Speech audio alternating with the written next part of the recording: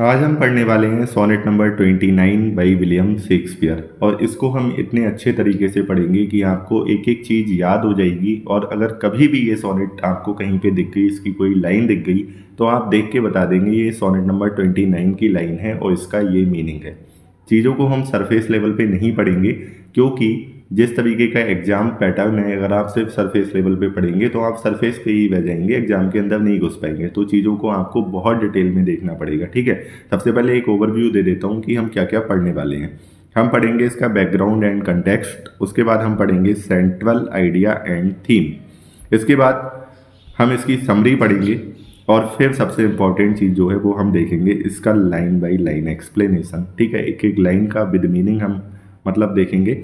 और इसके बाद हम पढ़ेंगे कि इसमें क्या क्या लिटरेरी डिवाइसेस यूज की गई हैं, और फिर हम देखेंगे इसकी क्या स्ट्रक्चर एंड फॉर्म है, और उसके बाद हम देखेंगे सोनेट क्यों फेमस रही है, और एग्जाम लैंग्वेज में इसको कैसे लिखा जाए, ये आपकी हेल्प करेगा मेंस में, ठीक है। चलिए पढ़ते हैं। तो सबसे पहले देखते हैं सोनेट का बैकग्राउंड एंड कंटेक्स्ट। तो लिखी गई है, ऑथर कौन है, William Shakespeare. As you all know, sonnet series जो थी, ये सोनेट सीरीज पब्लिश हुई थी 1609 में, और इसमें कितनी सोनेट्स थी, 154। तो ये 29th सोनेट है जो हम पढ़ने वाले हैं। अच्छा, ये किसको एडवर्स की गई थी, तो मैंने आपको लास्ट वीडियो में बताया था कि सोनेट 1 से लेके 126 तक जो एडवर्स की गई थी वो एक यंग मैन को एडवर्स की गई थी, जिसकी आइडेंटिटी हमें नहीं पता है, लेकिन ऐसा माना जाता है कि वो या तो कोई शेक्सपियर का पैट्रॉन होगा या फिर उनका फ्रेंड होगा, ठीक है। अब सोनेट की थीम को देखते हैं। थीम क्या है, this sonnet shows how love can heal emotional sufferings. Sonnet दिखा रही है कैसे जो लव है, प्यार है, वो भावनात्मक जो संघर्ष आपके अंदर चल रहा है उसको कैसे हील कर सकता है। स्पीकर जो है स्टार्टिंग में डिप्रेस और अनलकी फील कर रहा है, लेकिन उसे उम्मीद मिलती है, होप मिलती है, और हैप्पीनेस, खुशी मिलती है जब वो अपनी बीलवेड, अपने प्यार को याद करता है, ठीक है। तो ये तो इसकी थीम है, और यही इसका सेंट्रल आइडिया है। कुल मिला के स्पीकर जो है वो फील कर रहा है rejected, unlucky and jealous of others. पहले तो वो खुद को रिजेक्टेड और अनलकी फील कर रहा है, और दूसरों से जेलस भी है, ठीक है। But when he remember someone he loves, लेकिन जब वो याद करता है उसको जिससे वह प्यार करता है, तो वो कैसा फील करता है, joyful and grateful. The sonnet shows the power of love to transform sadness into happiness. तो ये सोनेट हमें दिखा रही है कि जो प्रेम में जो शक्ति होती है वो सैडनेस को किस में बदल सकती है, हैप्पीनेस में। अब इसकी समरी पे एक नज़र डाल लेते हैं, समरी देख लेते हैं। At the start of the poem the speaker feels very low, unlucky, rejected and envious of others who seem better off. होता क्या है, स्टार्ट जब पोएम शुरू होती है तो स्पीकर बता रहा है कि वो बहुत ही लो फील कर रहा है, अनलकी फील कर रहा है और रिजेक्टेड फील कर रहा है, ठीक है। और दूसरों से कैसा है, एनवायस मतलब जेलस है, ठीक है, जो उससे अच्छे हैं। He is sad, lonely and dissatisfied with himself and his life. अब वो कैसा है, सैड है, दुखी है, लोनली अकेला महसूस कर रहा है, डिससेटिस्फाइड है, असंतुष्ट है अपने आप से और अपनी जिंदगी से। But when he thinks of the person he loves, लेकिन जब वो उसके बारे में सोचता है जिस व्यक्ति से वो प्यार करता है, एवरीथिंग चेंजेज, सब कुछ बदल जाता है। His sadness lifts like a bird flying at sunrise। उसकी सैडनेस जो उसका दुख है वो वैसे ही उड़ जाता है जैसे एक चिड़िया जो है वो सनराइज के टाइम पे उड़ रही है। And joy that love brings is so great that he feels richer than a king. और जो आनंद उसे मिलता है, उसे इतनी खुशी मिलती है कि उसे ऐसा लगता है कि उसके पास एक किंग से भी ज़्यादा धन दौलत है, ठीक है। तो ये है इस सोनेट का सार। आई होप आपको समझ में आया होगा। फिर से समझाऊँ एक बार। तो संक्षेप में ये है, जो स्पीकर है वो स्टार्टिंग में बहुत ही लो फील कर रहा है, अपने आप को कोस रहा है, अपनी किस्मत को कोस रहा है, और सिर्फ अपने आप को ही नहीं, वो उन लोगों से जेलस भी है जिन्हें बेटर अपॉर्चुनिटीज मिली हैं, ठीक है, जिनके पास बेटर टैलेंट है, उनसे भी वो जेलस फील कर रहा है। लेकिन ये सब चीज़ें छोड़ के जब वो अपनी बिलीवर्ड के बारे में सोचता है तो अचानक से वो इन सब चीज़ों को भूल जाता है, उसे बड़ी खुशी मिलती है, ठीक है। तो ये है इस सोनेट का सार। अब देखते हैं लाइन बाय लाइन एक्सप्लेनेशन, ठीक है। जो पहली लाइन है, जो फर्स्ट लाइन है, वही इसका टाइटल है। हमेशा ध्यान रखना, सोनेट की फर्स्ट लाइन, जितनी भी शेक्सपियरियन सोनेट है उनकी पहली लाइन ही उसका टाइटल है।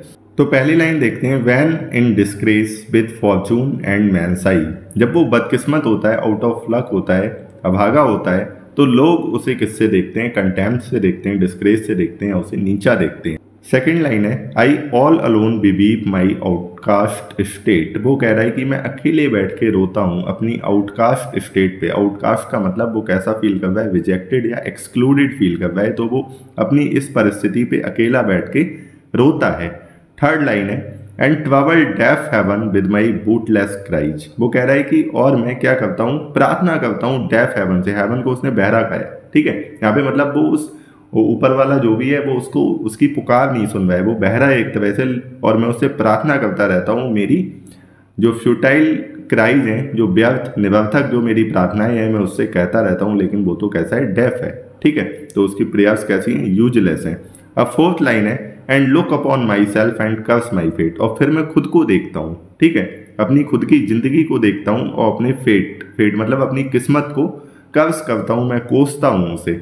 आगे फिफ्थ लाइन है, wishing me like to one more rich in hope. और वो ऐसा सोचता है कि काश में कोई ऐसा होता जिसके पास फ्यूचर में ज़्यादा उम्मीद होती, कुछ अच्छा होने की उम्मीद होती, काश में कोई ऐसा होता। आगे देखते हैं।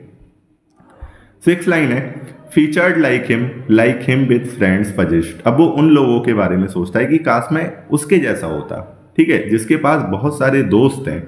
ऐसे वो इंसान के बारे में बात कर रहा है कि काश में उसके जैसा होता जिसके पास बहुत सारे दोस्त हैं। Desiring this man's art and that man's scope. वो ये कह रहा है कि मुझे क्या चाहिए? इस आदमी की आर्ट चाहिए। आर्ट मतलब उसके पास जो कला है, उसके पास जो टैलेंट है, वो मुझे चाहिए। उसका स्कोप चाहिए, उसकी अपॉर्चुनिटी चाहिए, उसके अवसर चाहिए जो उसकी जिंदगी ने जो उसको दिए हैं और मुझे नहीं दिए। तो इन सारी चीजों से वो जेलस फील कर रहा है। नेक्स्ट लाइन है, with what I most enjoy contented least. अब वो कह रहा है कि जो चीजें मैं बहुत ज्यादा एंजॉय किया करता था, अब वो मुझे बहुत कम संतुष्टि देती हैं। कंटेंट माने क्या होता है? संतुष्टि।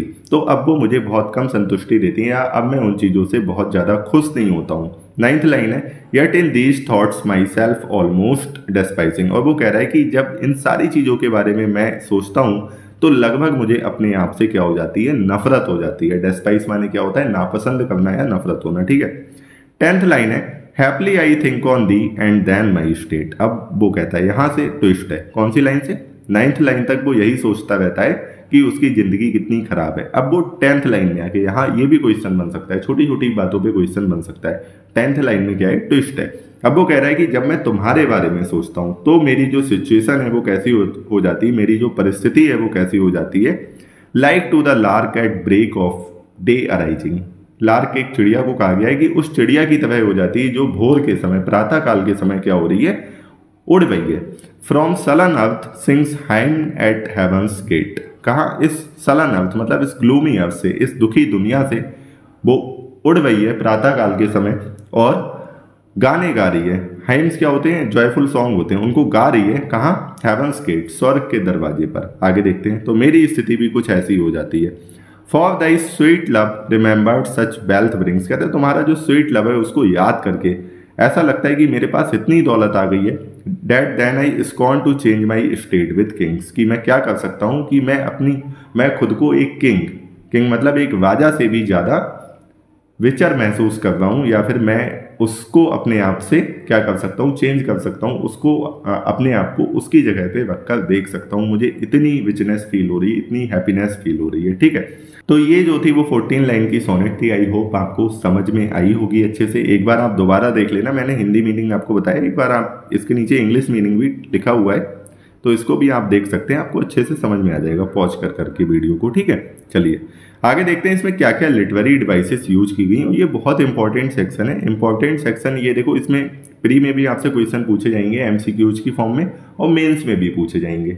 चलो अब इस लाइन को देखते हैं। लिखा है like to the lark at break of day arising. ये लाइन आई थी ना, इसमें क्या, इससे पहले क्या लाइन आई थी? स्पीकर जो है अपने जॉय को कंपेयर कर रहा है। वो अपने जॉय को कंपेयर कर रहा है किससे? चिड़िया से। वो कह रहा है ना, जब मैं तुम्हारे बारे में सोचता हूँ तो मुझे इतनी खुशी मिलती है जैसे कोई चिड़िया जो है वो सुबह के टाइम आसमान में उड़ रही है। तो वो अपने स्पीकर अपने जॉय को कंपेयर कर रहा है एक लार्क एक बर्ड से कंपेयर कर रहा है। तो जब इस तरह का कंपैरिजन होता है तो वहाँ पे जो फिगर ऑफ स्पीच होती है, मैंने यहाँ पे गलत लिख दिया है, वहाँ पे जो फिगर ऑफ स्पीच होती है वो होती है सिमिली, ठीक है। तो ये वाली फिगर ऑफ स्पीच होती है जब भी एक कंपैरिजन होता है। मेटाफर भी होती है, वो केस अलग होता है, अभी मैं दोनों समझा दूंगा आपको, ठीक है। तो जितनी अभी हम फिगर ऑफ स्पीच यूज कर रहे हैं वो मैं आपको सारी समझा दूंगा, बाकी की जो बचेंगी वो हम फिगर ऑफ स्पीच वाला जो लेसन देखेंगे उसमें हम समझ लेंगे अच्छे से। तो सिमिली में क्या होता है, जनरली कंपैरिजन होता है और इसमें लाइक एज जैसे वर्ड्स का प्रयोग किया जाता है, ठीक है, जो डिनोट करते हैं इस कंपैरिजन को। जैसे मैं एक आपको बहुत ही बेसिक एग्जांपल दूंगा कि मेटाफर और सिमिली में क्या अंतर होता है। जैसे अगर कहीं पे लिखा है, जो फ्रेज है हमारा बहुत पुराना फ्रेज है, camel is the ship of the desert, ठीक है, ऊंट जो है वो रेगिस्तान का जहाज है। अब हमने ऊंट को सीधा सीधा क्या बोल दिया है, रेगिस्तान का जहाज बोल दिया है। अगर मैं कहता यहाँ पे camel is like the ship of the desert, ऊंट जो है वो रेगिस्तान के जहाज जैसा है, जहाज है नहीं जहाज जैसा है, यहाँ पे क्या लगा दिया मैंने, लाइक।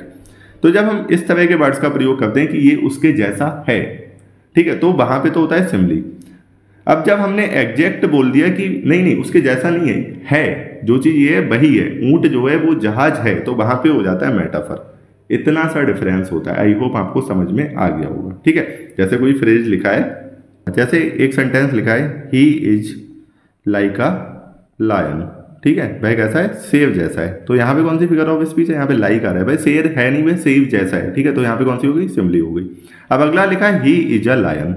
अब हम ये नहीं कह रहे हैं कि वो शेर जैसा है या ऐसा है वैसा है, हम सीधा सीधा उसको लायन ही बोल रहे हैं, तो यहाँ पे क्या है, मेटाफर है। आई होप आपको डिफरेंस क्लियर हुआ होगा। बाकी डिटेल में जो फिगर ऑफ स्पीच वाला जब हम लेसन पढ़ेंगे तब हम उसमें ये चीज़ें और अच्छे से देख लेंगे, ठीक है। आई होप यहाँ पे आपको समझ में आ गया होगा। अब देखो एक लाइन लिखी है, with what I most enjoy contented pleased. अब देखो इस लाइन में कौन सी फिगर ऑफ स्पीच है, एलिट्रेशन है। देखो एलिट्रेशन में क्या होता है, रिपीटिशन ऑफ साउंड होता है। जैसे इसमें डब्ल्यू जो है वो 2 बार रिपीट हो रहा है, ऐसे कोई भी अगर साउंड है अगर वो रिपीट हो रहा है बार बार, तो वहां पे कौन सी फिगर ऑफ स्पीच होगी, एलिट्रेशन। अब देखो इसको देखो, डेफ हेवन लिखा है, तो यहाँ पे कौन सी फिगर ऑफ स्पीच है, यहाँ पे स्पीच है पर्सोनिफिकेशन। अब पर्सोनिफिकेशन क्या होता है मैं आपको एक बार एक्सप्लेन कर देता हूँ। पर्सोनिफिकेशन वो होता है जैसे जो नॉन लिविंग थिंग्स या एब्स्ट्रैक्ट चीजें होती हैं, जब हम उनको as a living thing treat करते हैं, सजीव चीजों की तरह ट्रीट करते हैं, उनमें जान हो इस तरह से ट्रीट करते हैं, तो वो हो जाता है पर्सोनिफिकेशन। जैसे यहाँ पे डेफ हेवन, अब हेवन तो बहरा होगा नहीं, ठीक है, उसके कान तो होते नहीं है, लेकिन हमने उसको ऐसे ट्रीट किया है कि जैसे कि वो कोई क्या हो, लिविंग थिंग हो, ठीक है। तो यहाँ पे कौन सी फिगर ऑफ स्पीच होगी, पर्सोनिफिकेशन, ओके। जैसे हम एक सेंटेंस लिखा है, मैं लिखता हूँ, डेथ स्माइल्ड एट मी। अब देखो इसमें कौन सी फिगर ऑफ स्पीच होगी, पर्सोनिफिकेशन, क्योंकि डेथ तो एक एब्स्ट्रैक्ट चीज है, वो कैसे हंसेगी, उसका कोई मुंह तो होता नहीं है, ठीक है, जो वो स्माइल करेगी ऐसे।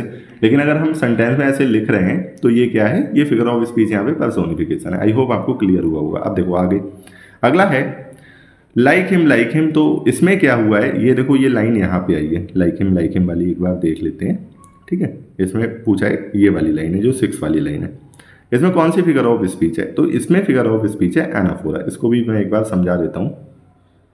ये क्या होती है, जब जो पहला सेंटेंस है उसका आखिर वाला अगले सेंटेंस के शुरू में रिपीट हो जाए तो वहां पे एनाफोरा होती है। क्लियर हो गया। अब देखो अगला है इमेजरी।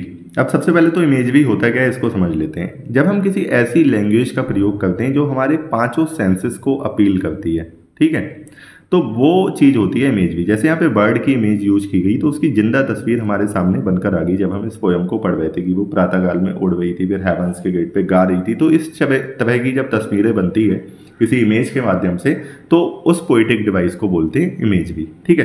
तो इसमें एक बर्ड की इमेज यूज की गई, एज यू ऑल नो, हमने पढ़ा ऊपर। अब अगला देखते हैं, I scorn to change my state with kings, ठीक है। अब इसमें देखो कौन सी फिगर ऑफ स्पीच है। अब वो कह रहा है, हमने पढ़ा था कि जब मैं तुम्हारे बारे में सोचता हूँ तो मुझे ऐसा लगता है कि मेरे पास इतनी धन दौलत है कि मैं एक किंग को भी अपने आप से रिप्लेस कर सकता हूँ, या मैं अपने आप को एक किंग से रिप्लेस कर सकता हूँ, और मुझे लगता है कि मैं उससे भी ज़्यादा रिच हूँ, ठीक है, तो ये क्या है, ये यहाँ पे कौन सी फिगर ऑफ स्पीच है, हाइपरबोल। अब हाइपरबोल कैसे होती है, हाइपरबोल कुछ नहीं होता है, ये इसमें बातों को बहुत ज़्यादा बड़ा चढ़ा के कह देते हैं, मतलब उतना होता नहीं है, लेकिन बस हम उस चीज़ को थोड़ा सा फील कराने के लिए उसको कह देते हैं कि जैसे सपोज करो आप कोई चीज़ ट्राई करते हो, आपने 20-25 बार ट्राई किया, नहीं हुआ, अब कोई आया बोले काम हुआ नहीं हुआ, तो आप उससे बोल दोगे अरे यार मैंने हज़ारों बार ट्राई किया नहीं हुआ, आपने एक्चुअल में हज़ारों बार नहीं ट्राई किया, वो बस भाषा में आपने बोल दिया। ठीक है, तो वहाँ पे कौन सी फिगर ऑफ स्पीच हो गई, हाइपरबोल हो गई। आई होप आप मेरी बात को समझ गए। ठीक है, तो यहाँ पे कौन सी फिगर ऑफ स्पीच है, हाइपरबोल। आगे देखते हैं इसका क्या स्ट्रक्चर एंड फॉर्म है। तो ये शेक्सपियरियन सोनेट है जिसको एलिजाबेथन सोनेट भी बोलते हैं। 14 लाइन्स में लिखी जाती है, 14 लाइन्स, 3 क्वार्टरेन होते हैं, एक क्वार्टरेन में कितनी लाइनें होती हैं, 4। मैंने पिछली बार भी बताया था, इस तरह से 3 क्वार्टरेन होते हैं, 4-4 लाइन्स के, 12 लाइन्स हो गई, और लास्ट में एक राइमिंग कपलेट होती है 2 लाइन की। तो इस तरह से ये 14 लाइन्स की सोनेट होती है। ये बहुत पूछी गई है राइमिंग स्कीम, और इवन मैं बताऊं मैंने जो पीजीटी का इंटरव्यू दिया था उसमें भी मुझसे पूछी गई थी। उन्होंने कोई एक पर्टिकुलर सोनेट उठा ली थी उस टाइम पे, और मुझसे पूछा था कि ये किस फॉर्म में है, शेक्सपियरियन है पेट्रार्कन है, तो मैंने बताया शेक्सपियरियन है। तो उन्होंने पूछा शेक्सपियरियन सोनेट की राइमिंग स्कीम क्या होती है, तो मैंने बताया। ठीक है, तो ये आपको याद कर लेनी है, बहुत काम की चीज़ है। AB CD CD EF EF GG GG। Okay, आगे देखते हैं। अब इसमें मीटर क्या है ये भी आपको याद कर लेना है। आयम्बिक पेंटामीटर है, बहुत सारे होते हैं, ये हम जब लिटरेरी टर्म्स पढ़ेंगे तो उसमें एक बार देख लेंगे। आयम्बिक पेंटामीटर क्या होता है, उसमें 10 स्लैबल्स होते हैं, ये मैंने आपको बताया। एक लाइन में कितने स्लैबल होते हैं, 10। और इसका मतलब है पहला स्लैबल होता है अनस्ट्रेस्ड, और इसको फॉलो करता है स्ट्रेस्ड। ठीक है, तो ये कॉम्बो होता है, पहला स्लैबल अनस्ट्रेस्ड और दूसरा स्ट्रेस्ड, याद रहेगा। अब आगे देखते हैं ये सोनेट इतनी फेमस क्यों है।